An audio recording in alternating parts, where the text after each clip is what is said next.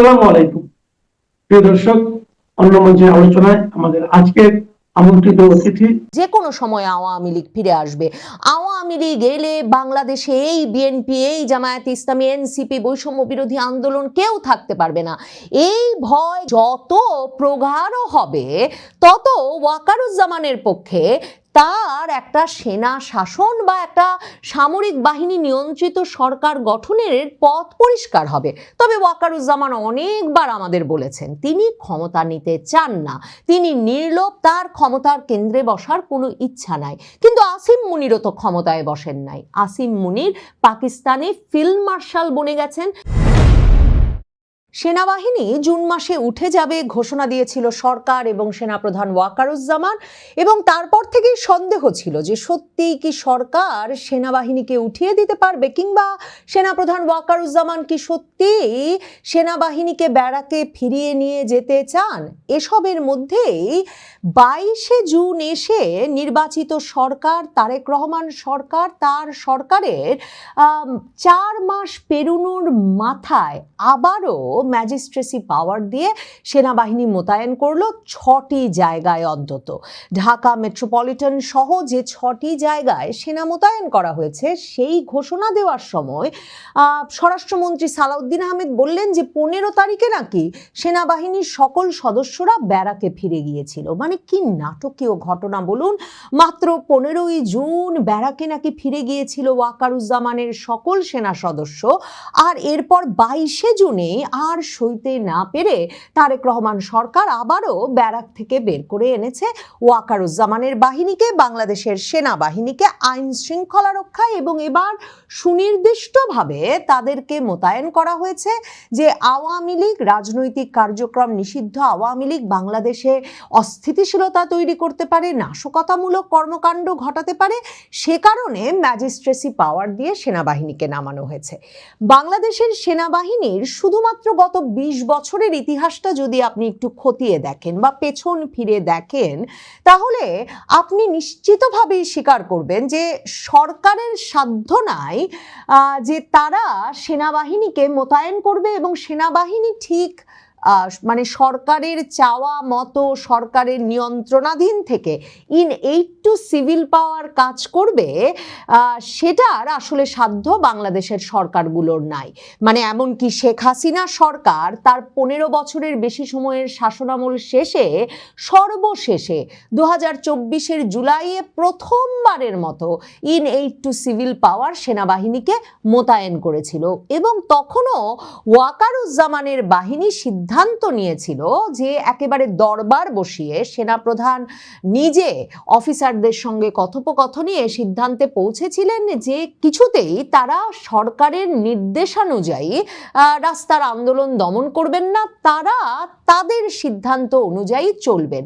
পরে অবশ্যই এটা বেরিয়ে এসেছে যে জাতিসংঘের মানবাধিকার কমিশনের প্রধান, মানে জাতিসংঘ কি, মার্কিন যুক্তরাষ্ট্রের সকল নীতি এবং পরিকল্পনা বাস্তবায়নকারী যে বৈশ্বিক প্রতিষ্ঠান, সেই জাতিসংঘের মানবাধিকার কমিশনের প্রধান ভলকার টুর্ক তিনি নিজে সেনাবাহিনীকে বলেছিলেন যে সেনাবাহিনী যদি রাজপথে সক্রিয় থাকে সরকারের কথা অনুযায়ী, তাহলে তারা আর জাতিসংঘ শান্তিরক্ষী মিশনে যেতে পারবে না। এবং ভলকার টুর্ক সেটা নিজে বিবিসির একটি অনুষ্ঠানে সাক্ষাৎকারে গিয়ে খুবই কৃতিত্বের সঙ্গে ঘোষণা করে এসেছিলেন।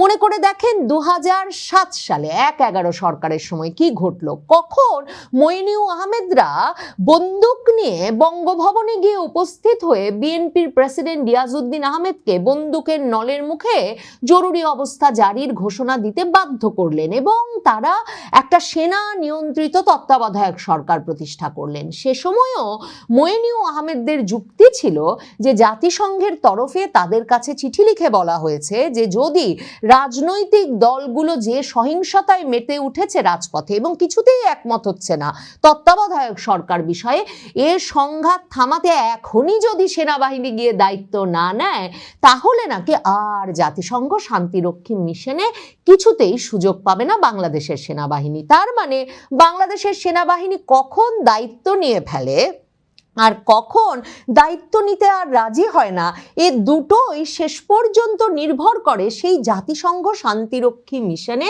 তারা কাজে যেতে পারবেন কি পারবেন না এর ওপর। এবং এই সুতোটা পুরোপুরি নিয়ন্ত্রণ করে মার্কিন যুক্তরাষ্ট্র। মার্কিন রাষ্ট্রদূত ব্রেন ক্রিস্টেনসেন, নতুন রাষ্ট্রদূত, তিনি যখন জানুয়ারি মাসে বাংলাদেশে এলেন, বাংলাদেশের সংবাদ মাধ্যমের সঙ্গে যে সাক্ষাৎটি করেছিলেন সেখানে তিনি স্পষ্টত বলেছিলেন মার্কিন যুক্তরাষ্ট্র বাংলাদেশের সেনাবাহিনীকে বৈশ্বিক এই সব মিশনে প্রস্তুত রাখার জন্য প্রতি বছর $15 লক্ষ বেশি খরচ করে। কাজেই সেনাবাহিনীর দায়িত্ব রয়েছে মার্কিন যুক্তরাষ্ট্রের সঙ্গে সম্পর্কটাকে মজবুত রাখার। এই অবস্থায় দেখেন কোন দিন হঠাৎ করে এই সেনা মোতায়েনের ঘোষণা এলো। সে সময় প্রধানমন্ত্রী তারেক রহমান তিনি সফরে আছেন এবং তিনি তার প্রথম বিদেশ সফরে গেছেন এবং তিনি প্রথম বিদেশ সফর মালয়েশিয়া থেকে সেরে মূলত চীনের উদ্দেশ্যে রওনা হয়েছেন। এই বিষয়টিকে মাথায় রেখে তার চীন সফরের আগের দিন কিন্তু এই ব্রেন ক্রিস্টেনসেন মার্কিন রাষ্ট্রদূত পররাষ্ট্র মন্ত্রণালয়ে ছুটির দিনে গিয়ে পররাষ্ট্রমন্ত্রীর সঙ্গে সাক্ষাৎ করে বেরিয়ে এসে সাংবাদিকদেরকে বলেছিলেন মার্কিন যুক্তরাষ্ট্রের ওপর ভরসা করলে পস্তাতে হবে না। তার মানে চীনে যে যাচ্ছেন তারেক রহমান সেটাকে একটা সরাসরি ভাবে মার্কিন যুক্তরাষ্ট্রের প্রতি তাদের নির্ভরতা, ভরসা, সমর্থনের ব্যত্যয় হিসেবে ধরে নিয়ে মার্কিন রাষ্ট্রদূত স্পষ্ট বার্তা দিয়ে এসেছিলেন যে মার্কিন যুক্তরাষ্ট্রের ওপর এই ভরসা কমিয়ে চীনের সঙ্গে যে মাখামাখি করতে যাচ্ছে তারেক রহমান সরকার, এর ফলে তারেক রহমান সরকারকে পস্তাতে হবে। এই সফরটা শুরু হলো। আর 23শে জুন যে আওয়ামী লীগের প্রতিষ্ঠা বার্ষিকী, 23শে জুন প্রতিষ্ঠা বার্ষিকীর দিনে আওয়ামী লীগ সারা বাংলাদেশে ঝটিকা মিছিল করতে পারে, নানাভাবে তাদের উপস্থিতি জানান দিতে পারে। কি ঘটে গেল হঠাৎ 22শে জুন, মানে তারেক রহমান যেই সময়টায় চীনে রওনা হয়েছেন, যে তখন স্বরাষ্ট্রমন্ত্রীকে শুকনো মুখে ঘোষণা দিতে হলো যে সেনাবাহিনী আবার মাঠে নেমে আসবে। ওয়াকারুজ্জামান তিনি কি সত্যি ব্যারাকে থাকতে চান? তাকে অবসরে যেতে হবে 2026 সালের জুন মাসে। যেসব অসাংবিধানিক কাজে তিনি যুক্ত হয়েছেন কিংবা যাকে যাকে তিনি গত 2024-এর জুলাই আগস্টের পর থেকে অসন্তুষ্ট করেছেন, তাতে ওয়াকারুজ্জামান পরিষ্কারভাবে জানেন যে তার জন্য অবসরে যাওয়ার পর বাংলাদেশে মামলা মোকদ্দমা বিচারের মুখোমুখি না হয়ে, অন্তত সেসব মামলা মোকদ্দমা বিচারের যে কোনো সময় মুখোমুখি হতে পারেন, এই হুমকির সম্মুখীন না হয়ে এ দেশে বসবাস সম্ভব নয়। আর ওইদিকে মার্কিন যুক্তরাষ্ট্রের কথায় ক্ষমতা নিয়েছিলেন যেই মইনুল আহমেদ, সেই মইনুল আহমেদ ঠিক যেভাবে একরকমের নির্বাসিত জীবন কাটিয়ে দিলেন বাকি জীবনটা যুক্তরাষ্ট্রের নিরিবিলিতে, সেটাকেও খুব আকর্ষণীয় মনে করার এই বাংলাদেশে মহাপরাক্রমশালী হয়ে ওঠা এবং 2 বছর ধরে প্রায় বাংলাদেশের ক্ষমতার কেন্দ্রে থাকা ওয়াকারুজ্জামানের মনে হওয়ার কোনো কারণ নাই। তাহলে ওয়াকারুজ্জামানকে 2026-এর জুনের আগে নিজেরও একটা ব্যবস্থা করতে হবে।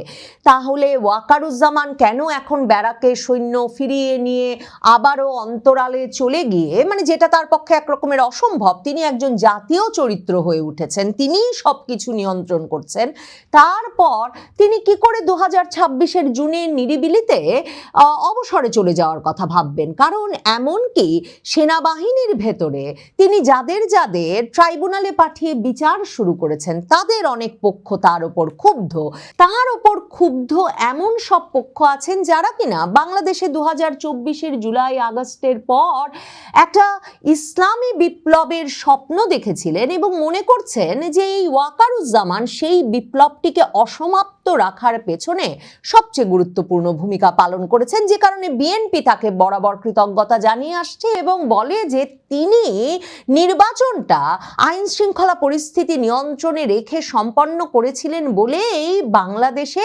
জামায়াতে ইসলামী নয় বরং মধ্যপন্থী বিএনপি ক্ষমতায় আসতে চেয়েছে।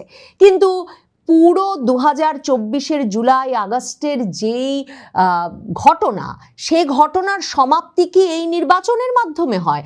2011 সালে আরব বসন্তের পর দেশে কিন্তু বিপ্লবের পর প্রথম যে নির্বাচনটি হয়েছে, সেই নির্বাচিত সরকার মার্কিন যুক্তরাষ্ট্র যুক্তরাষ্ট্রের অসমর্থনের মুখে বা বিরোধিতার মুখে বা অপছন্দের মুখে ক্ষমতায় টিকতে পারেনি। শেষ পর্যন্ত ক্ষমতায় এসে বসেছে সাধারণভাবে মার্কিন যুক্তরাষ্ট্রের পছন্দের কোনো সরকার, কিংবা বিশেষভাবে সেনা নিয়ন্ত্রিত মার্কিন যুক্তরাষ্ট্রের পছন্দের একটা ফর্মুলার সরকার। ওয়াকারুজ্জামান ১-১১ সরকারের ফর্মুলায় নয়, কিন্তু যদি আসিম মুনিরের ফর্মুলায়, পাকিস্তানের আসিম মুনিরের ফর্মুলায় ক্ষমতার কেন্দ্রে চলে আসতে পারেন এবং তারপর ভাগাভাগি করে একটা সরকার গঠন করে দেন, কারণ জামায়াতে ইসলামী এনসিপি তার ওপর এখন রাগ যে ক্ষমতার পুরোটাই তিনি এমন একটা নির্বাচন করেছেন তার ফলে বিএনপি একাই ভোগ করছে। কিন্তু যদি তিনি এমন একটা সরকার, যে রাজনৈতিক পরিস্থিতি এত অস্থিতিশীল, যে কোনো সময় আওয়ামী লীগ ফিরে আসবে, আওয়ামী লীগ এলে বাংলাদেশে এই বিএনপি, এই জামায়াতে ইসলামী, এনসিপি, বৈষম্য বিরোধী আন্দোলন কেউ থাকতে পারবে না, এই ভয় যত প্রগাঢ় হবে তত ওয়াকারুজ্জামানের পক্ষে তার একটা সেনা শাসন বা একটা সামরিক বাহিনী নিয়ন্ত্রিত সরকার গঠনের পথ পরিষ্কার হবে।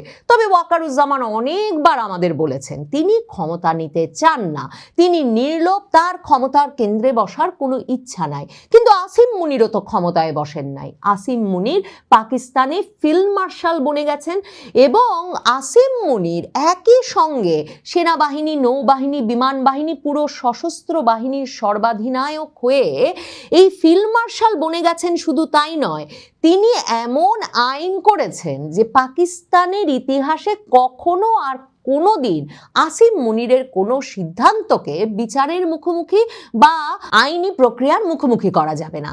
তার মানে ওয়াকারুজ্জামান যেটা চান, একটা নিশ্চিন্ত নিরাপদ জীবন। 2024-এর জুলাই আগস্টের পর থেকে তিনি দেশকে যে সার্ভিস দিয়ে যাচ্ছেন তার বিনিময়ে, কিংবা তিনি পশ্চিমা শক্তিগুলোকে, মার্কিন যুক্তরাষ্ট্রকে তাদের ফর্মুলা বাস্তবায়নে যেই সার্ভিস দিয়ে যাচ্ছেন তার বিনিময়ে তিনি যে একটা নিরবচ্ছিন্ন এবং ক্ষমতাশালী ব্যক্তি হয়ে তার অবসর পরবর্তী সময়টাও কাটিয়ে যেতে চান, সেটা একমাত্র ওয়াকারুজ্জামানের পক্ষে সম্ভব যদি পাকিস্তান মডেলে তিনি একটা জাতীয় সরকারের মতো গঠন করে দেন। মানে জেলে আছেন ইমরান খান, কিন্তু বেনজির ভুট্টোর স্বামী আসিফ আলী জারদারি তিনি প্রেসিডেন্ট, নওয়াজ শরীফের ভাই শাহবাজ শরীফ তিনি হচ্ছেন প্রাইম মিনিস্টার।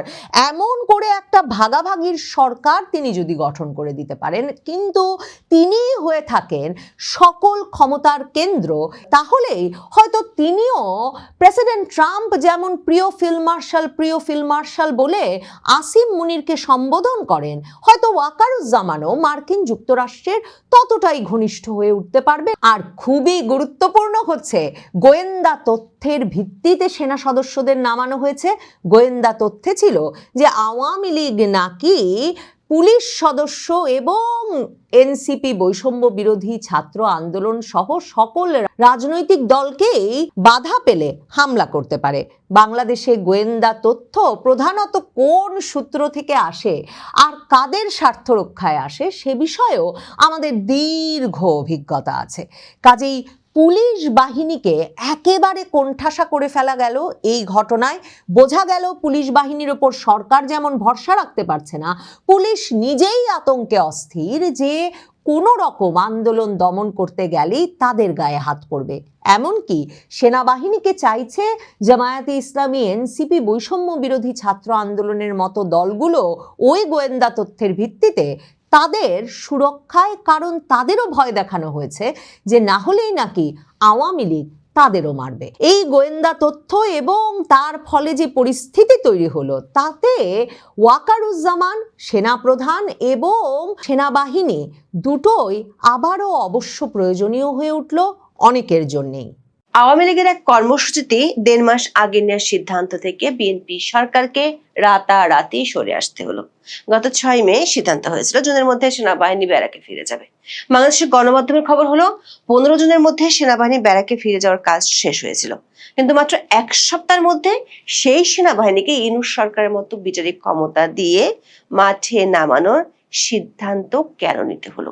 সরকার এমন সিদ্ধান্তের পর রাজনৈতিক মহল থেকে শুরু করে জনপরিসরে নানা ধরনের প্রশ্ন ঘুরপাক খাচ্ছে। প্রশ্ন উঠেছে, গত 2 বছর ধরে কার্যক্রম নিষিদ্ধ থাকা একটি দলের অনলাইনে ডাকা কর্মসূচিতে সরকার এতটাই ভড়কে গেল যে ব্যারাকে ফেরা সেনাকে আবার মাঠে ফেরাতে চিঠি দিতে হয়েছে। তাহলে কি আওয়ামী লীগের জনভিত্তি থাকার বাস্তবতাকে সরকারই প্রতিষ্ঠিত করছে? প্রশ্ন উঠেছে, আওয়ামী লীগ যেখানে সারা দেশে ব্যাপক হারে মিছিল করছে, সেখানে শুধু 6 জেলায় কেন সেনা মোতায়েন করা হচ্ছে? সরকারের দাবি পুলিশের উপর আস্থা আছে, স্বরাষ্ট্রমন্ত্রীর দাবি আইন শৃঙ্খলার অবনতি হয়নি, এমনকি শুধু এক ঢাকা শহরে 18,000 পুলিশ নামানোর পরও কেন সেনাবাহিনীকে ডাকতে হলো? তাহলে কি সরকার আওয়ামী লীগের গত 1 মাসের মিছিল ও তৎপরতাকে এতটা ভয় পেয়েছে যে কারণে পুলিশ দিয়েও দলটিকে ঠেকানো যাচ্ছে না? আবার 30 জনের পর যদি আওয়ামী লীগ নতুন করে কর্মসূচি দেয়, তাহলে কি সেনাবাহিনীর ব্যারাকে ফেরার স্বপ্ন অধরাই থেকে যাবে? প্রশ্ন উঠেছে, যে দলটির তৎপরতা এবং অনলাইনে ডাকা কর্মসূচি ঠেকাতে বিচারিক ক্ষমতা দিয়ে সেনাবাহিনী ডাকতে হচ্ছে, সে দলটির কার্যক্রমের উপর নিষেধাজ্ঞা এভাবে আর কতদিন ঠেকিয়ে রাখতে পারবে? আবার জামাত জোটের 11 দল যে কর্মসূচি দিয়েছে, সেখানে যদি বিশৃঙ্খলা হয়, তাহলে সেটিও কি সেনাবাহিনী ঠেকাবে? বিস্তারিত জানতে চলুন যাওয়া যাক বিশ্লেষণে।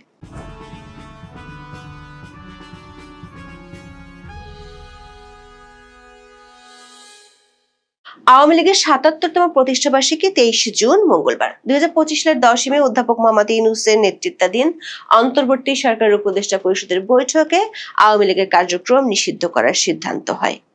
এর জন্য পরদিন অন্তর্বর্তী সরকার সন্ত্রাস বিরোধী আইন সংশোধন করে নতুন বিধান যোগ করেছিল।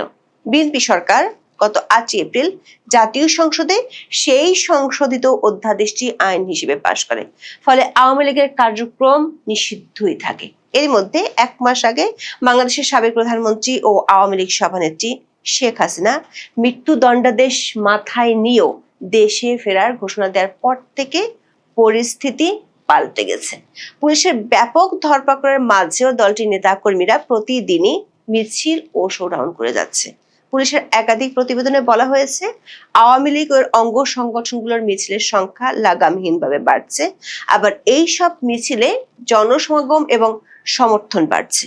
এমন পরিস্থিতিতে 23 জুন প্রতিষ্ঠা বার্ষিকীকে সামনে রেখে দলটি ব্যাপক শোডাউন করতে পারে এবং শোডাউনকে ঘিরে নাশকতা হতে পারে এমন আশঙ্কার কথা পুলিশ সদর দপ্তরের প্রতিবেদনে উঠে আসছে। স্বরাষ্ট্র মন্ত্রণালয়ের সূত্রগুলো বলছে, প্রাথমিকভাবে পুলিশের ধারণা ছিল পুলিশি টহল অভিযান এবং গণগ্রেপ্তার বাড়লে দলটি নেতাকর্মীরা ভড়কে যাবে এবং তারা মাঠে নামবে না। সে লক্ষ্যে পুলিশ গত 1 সপ্তাহ ধরে সাঁড়াশি অভিযান চালিয়ে ব্যাপক গ্রেপ্তারও করেছে। রাজধানী সহ বেশিরভাগ সিটি কর্পোরেশন এলাকায় আওয়ামী লীগের কার্যালয়গুলো পুলিশ দিয়ে ঘেরাও করে রাখা হয়েছে। 21 জুন ঢাকা মহানগর পুলিশের পক্ষ থেকে বিজ্ঞপ্তি দিয়ে পুলিশের তৎপরতার কথাও জানানো হয়েছিল।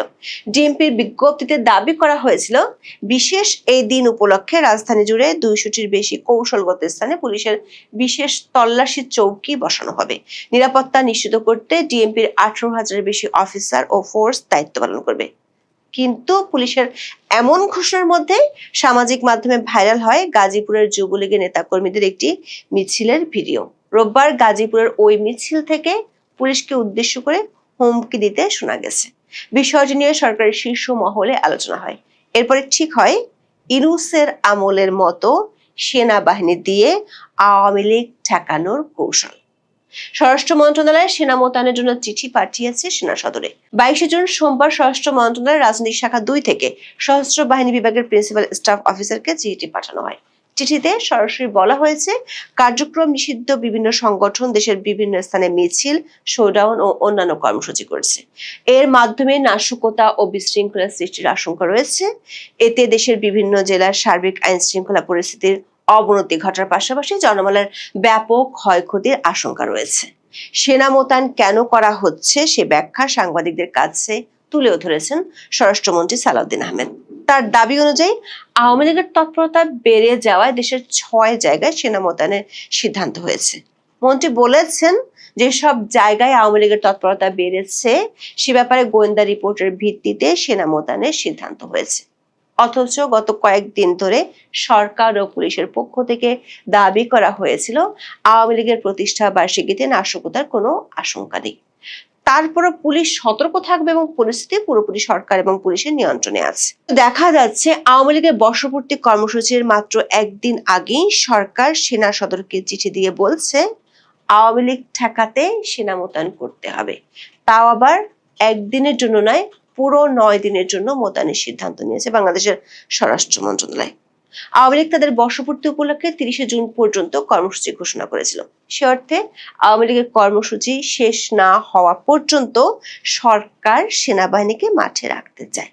স্বরাষ্ট্র মন্ত্রণালয়ের চিঠিতে বলা হয়েছে ঢাকা, চট্টগ্রাম ও গাজীপুর মহানগর, নারায়ণগঞ্জ, গোপালগঞ্জ ও ফরিদপুর জেলায় শান্তি শৃঙ্খলা রক্ষা, জননিরাপত্তা নিশ্চিত করা এবং জনগণের জানমালের সুরক্ষায় 9 দিনের জন্য প্রয়োজনীয় সংখ্যক সেনা মোতায়েনের জন্য অনুরোধ করা হয়। 22 থেকে 30 June in aid to civil power হিসেবে সেনা সদস্যরা কাজ করবেন বলে চিঠিতে উল্লেখ করা হয়েছে, যার অর্থ হলো শুধু সেনা সদস্য নিয়োগই করা হচ্ছে না, সাথে তাদের ম্যাজিস্ট্রেসি ক্ষমতাও দেওয়া হচ্ছে। সরকার এমন সিদ্ধান্তের পর রাজনৈতিক মহল থেকে শুরু করে জনমনে নানান প্রশ্ন দেখা দিয়েছে। প্রথমত, ত্রয়োদশ জাতীয় সংসদ নির্বাচনের পরে বাংলাদেশের সেনাপ্রধান জেনারেল ওয়াকারুজ্জামান বলেছিলেন সেনাবাহিনী ব্যারাকে ফিরে যাবে। এমনকি তিনি বিগত অন্তর্বর্তী সরকারের আমলে বেশ কয়েকবার বলেছিলেন সেনাবাহিনীর কাজ হলো সীমান্তে আর যুদ্ধক্ষেত্রে, সেজন্য তাদের নিয়মিত প্রস্তুতি নিতে হয়। কিন্তু অন্তর্বর্তী সরকার আমলে সিভিল প্রশাসনকে সহায়তা করার জন্য ব্যাপক হারে সেনা মোতায়েন করায় বাহিনীটির আসল কাজে ব্যাঘাত করছে। সবশেষ গত 6 মে দৈনিক প্রথম আলো সহ একাধিক সংবাদ মাধ্যমে প্রকাশিত খবরে বলা হয়েছে মাঠ পর্যায় থেকে সেনাবাহিনীর সব সদস্যকে চূড়ান্ত প্রত্যাহার করতে বিভিন্ন সময় স্বরাষ্ট্র মন্ত্রণালয় অনুরোধ জানিয়েছিল প্রতিরক্ষা মন্ত্রণালয়। তার কারণ হিসেবে বলা হয় দীর্ঘ সময় ধরে দায়িত্ব পালন করতে করতে সেনা সদস্যরা ক্লান্ত, তাদের বিশ্রামের প্রয়োজন। গত 5 মে আইন শৃঙ্খলা সংক্রান্ত কোর কমিটির সভা অনুষ্ঠিত হয়। ত্রয়োদশ জাতীয় সংসদ নির্বাচনের মধ্য দিয়ে বিএনপি সরকার গঠনের পর এটি ছিল কোর কমিটির প্রথম সভা।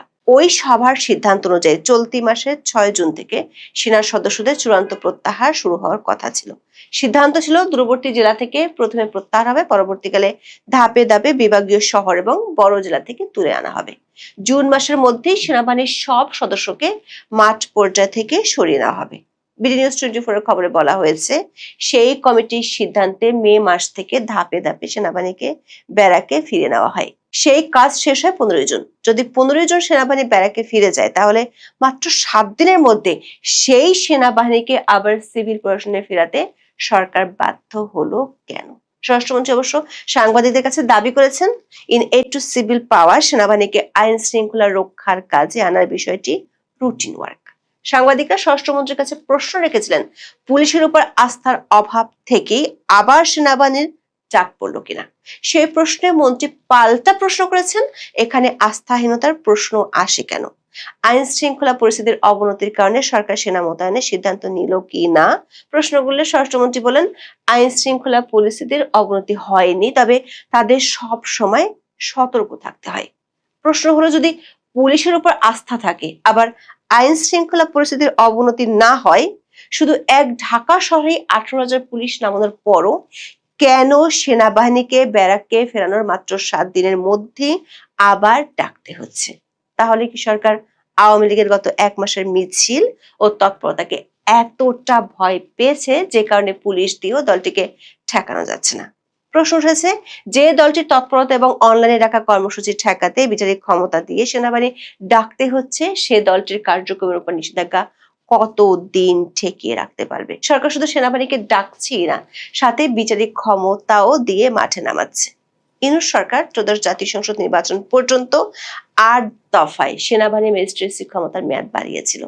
সরকারের চাকরিতে কোটা সংস্কারের দাবিতে আন্দোলন থেকে পরিস্থিতি সহিংস হয়ে উঠলে 2024 সালের 19 জুলাই কারফিউ জারি করে সেনা নামিয়েছিল তৎকালীন আওয়ামী লীগ সরকার।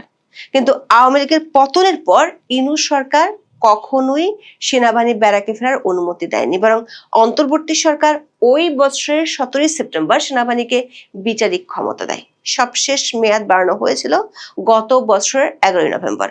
ওই দিন জনপ্রশাসন মন্ত্রণালয় থেকে পাঠানো বিজ্ঞপ্তিতে বলা হয়েছিল সেনা, নৌ ও বিমান বাহিনীর কর্মকর্তাদের ম্যাজিস্ট্রেসি ক্ষমতা 12 নভেম্বর থেকে 2026 সালের 28 ফেব্রুয়ারি পর্যন্ত বাড়িয়েছিল সরকার।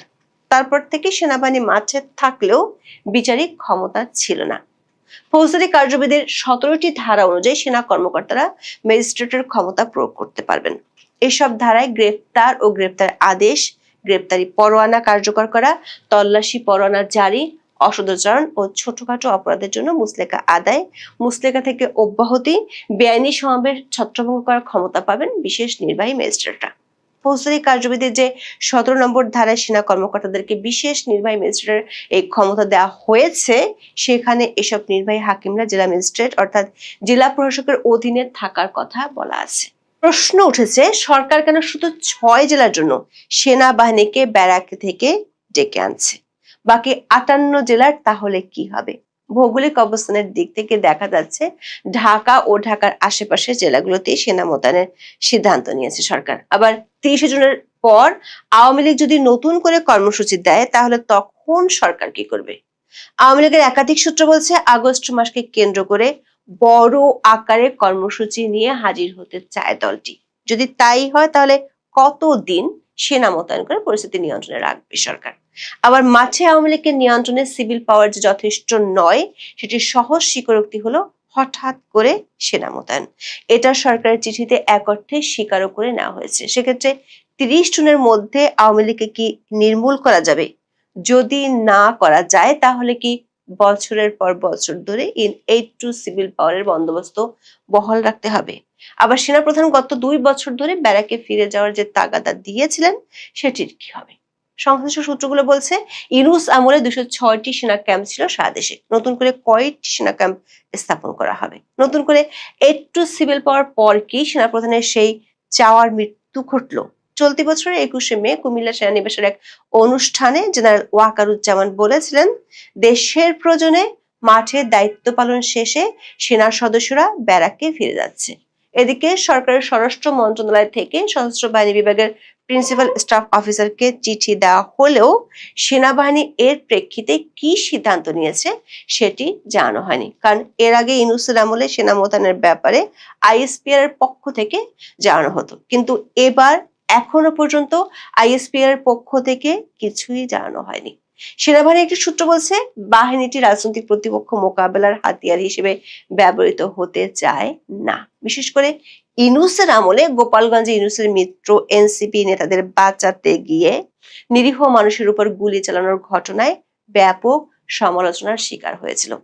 আবার ঢাকায় জাতীয় পার্টির অফিস ভাঙচুরের ঘটনায় গণ অধিকার পরিষদের নেতাদের উপর লাঠিচার্জের ঘটনায় সমালোচিত হয়েছিল। কিন্তু নির্বাচিত সরকারের নতুন সিদ্ধান্তে সেনাবাহিনী কি করবে? আওয়ামী লীগের তৎপরতা ঠেকাতে সেনাবাহিনীকে আবার কত দিন, কত মাস কিংবা কত বছরের জন্য সিভিল প্রশাসনে থাকতে হবে? এখন এ পর্যন্ত। সবাই ভালো থাকুন।